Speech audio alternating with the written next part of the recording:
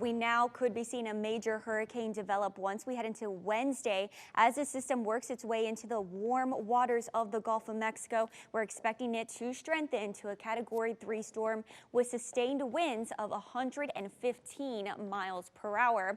Now, as you take a look at the cone, you will notice the cone hasn't really shifted with the last advisory, but the big focus is you don't want to be paying attention to exactly where that cone is located. Southwest Florida currently not in that cone, but we're still going to be feeling the impacts of Idalia. We'll have an increase in rainfall. We're going to be dealing with some stronger winds and gusts as this passes by, and we also are going to be dealing with some storm surge along our coastal locations as we're on the eastern side of the storm, and with that, we're going to have onshore winds pushing that water to our coastline and allowing for that surge to develop across our area. So here's a closer look at Tropical Storm Idalia at the moment. Sustained winds now at 65 miles per hour. Now that movement is currently to the north at 7 miles per hour. So it's not stationary any longer, but it is still moving very slowly.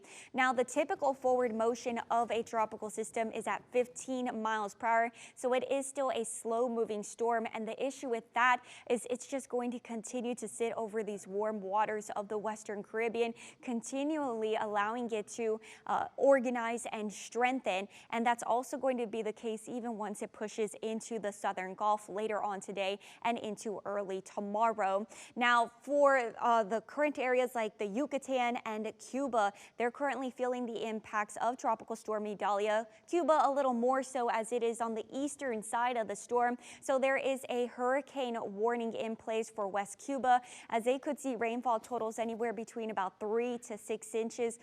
We could even see some areas get hit by 10 inches of a rainfall. Again, that's what happens when you have these slow moving storms. It's just able to sit over one area for a longer period of time.